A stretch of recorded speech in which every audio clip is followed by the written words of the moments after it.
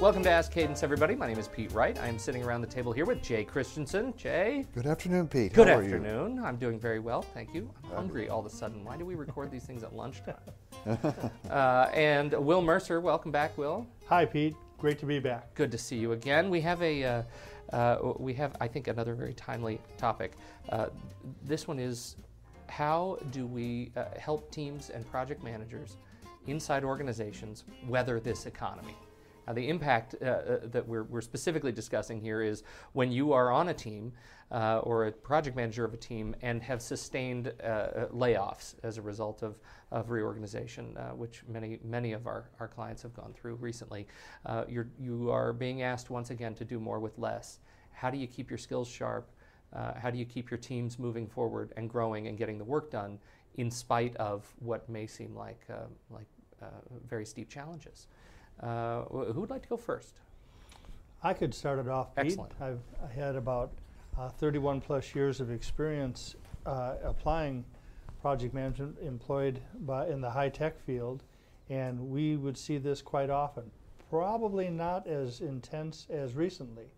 I think this is a very important time for project managers and managers of project managers to be able to realize that not only are we in a down period where a lot of project managers are forced into looking for other opportunities, but there's a strong feeling that the upswing business is going to be conducted in a different manner than we may have been used to over the last number of decades. So we're looking at dealing with these fundamental changes in Yeah. the business rather than just logistical. So I think it's really important that project managers keep themselves abreast of what's changing, and if they do find themselves in a situation of being quote unquote forced out of a certain way of leading efforts or working, that they're adaptable to this new type of work structure. There may be cases where people are actually more in a consulting mode,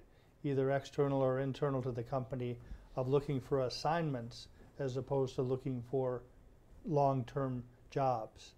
And so the skill set can be different also. It may be a really heightened time where people are having to compete to sell themselves more as opposed to just waiting for the next assignment. And so it's certainly an important time to make sure that both the project managers and managers of project managers keep these times as times to not slow down on their training and broadening of skills. It's all the more important to be able to sell ourselves in the downtime and through true value added, as well as be ready for the new way of doing business. And so the tools and techniques at Cadence Management are very adaptable to any environment that an individual finds himself in, with the opportunity to lead such a project effort. Well, let's talk a little bit about how you lead a project effort like that more specifically in a time like this. You know, we have, I'm sort of putting myself in a position of a project manager on a lean team. You know, I imagine that I would be prone to potentially looking for every shortcut that I could find. If I'm running out of people on my team, or if I'm working with a team that I didn't expect to be quite as understaffed, can't find the resources, where might I find those shortcuts? Maybe I'm not scheduling as richly as I once would. Maybe I'm not looking for all the detail in my schedule up front, or the detail in my plan. I mean, what are some of the tools that I can and should make use of to actually get projects done versus things that are going to hurt me in the end?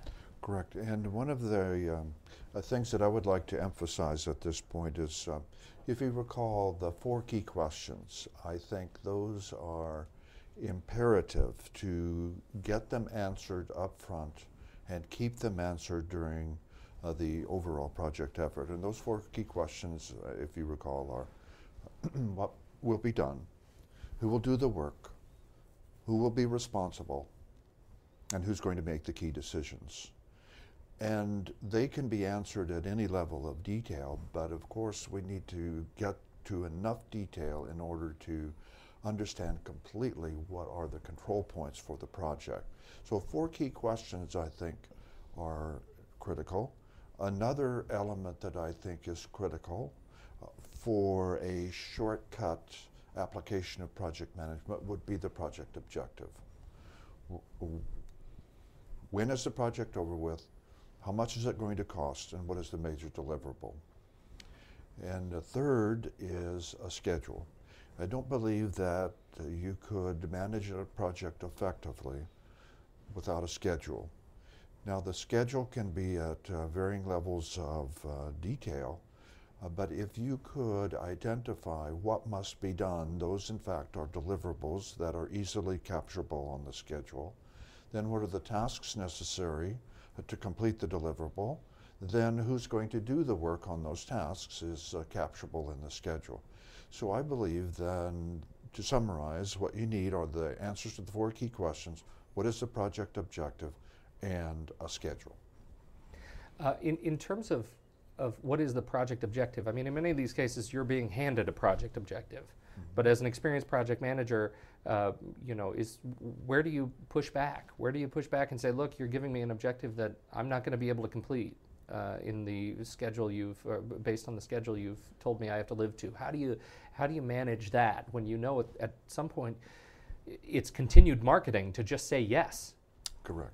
Yeah, and I believe that one really, really fantastic way to deal with those kinds of management-imposed objectives is to spend, in a shortcut environment, to spend 4 to 8 hours developing the answers to the 4 questions, the project objective, and the schedule in enough detail so that you can go back to management then and say, what you're asking for, we don't see at this point in time how we're going to be able to deliver what you're asking for by the time frame that you have asked.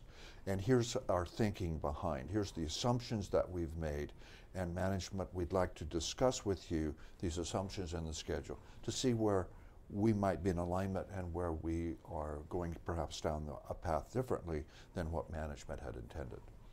I certainly agree with what Jay is saying, and I'd like to emphasize one of the key points that he brought out when he was mentioning the 4 key questions and the objective and the schedule was the concept of keeping them answered.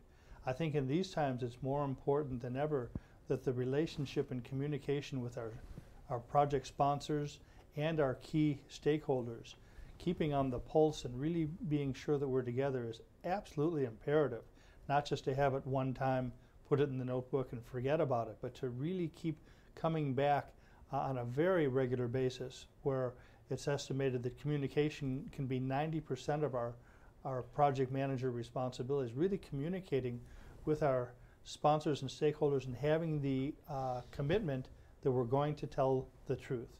Jay's example, I think, is great, where we are not going to be able to build schedules that really support sometimes our sponsor-driven objectives with the lowering amount of resources to deal with. Having that commitment to honestly tell our sponsor that we do or don't have a schedule that really substantiates the objective that we're shooting for, I think is very critical to be done and very challenging to be done in downtimes when people are facing fears of layoff. It's very comfortable and attractive to want to be able to give constantly good news. And we've really got to have the commitment to realize that if we have news that isn't so good, that we can identify some contingency plans or risk plans and be honest with our key sponsors and stakeholders. And I'd like to springboard off of what Wil said as well, and that is that in response to your question, Pete, another advocation that I could make is that in these periods where we have fewer resources and lots of different things to do, that we advocate that the project sizes are in and of themselves smaller. What I mean by that is a smaller scope and really figuring out from all the possible things that we could do in the scope of this project, what is it that we need right now? What is the essential deliverable that is the most important to the business at this point in time? and make the project sizes smaller, deliver really, really high value on those smaller projects. Then when we get more resources as the economy turns around, then we'll come along with more projects to add to the deliverable set from the initial high value set that we started out to accomplish. Excellent point.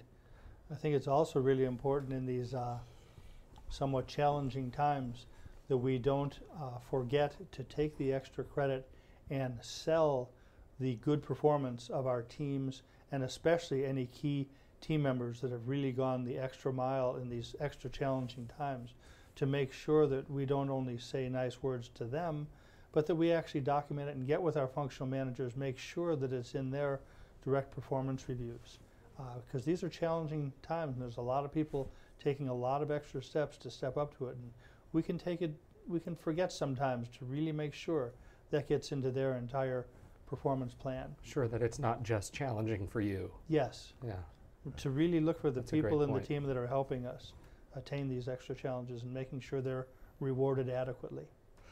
And we all know that under severe pressure, the desire or the behavior is to a throwaway process, perhaps not deliberately, but I don't have time for process, is sometimes what people think, or perhaps not say, but think. And that, I believe, is really a faulty approach. In the case where we must accomplish a great deal of work in a small amount of time with a small number of resources, the more organized that we can be using just enough process, the better use we make of the time that we have available and the resources that we have available. And that comes back to using just enough process to control the project effectively, keeping the project sizes small so that we can deliver high value quickly. Excellent point. Excellent discussion, gents. Thanks so much for sharing your thoughts on this, and to all of you out there who have listened, hopefully it gives you a bit of a framework on how to do more with less in trying times. On behalf of Jay Christensen and Wil Mercer, I'm Pete Wright. Thanks for listening to Ask Cadence.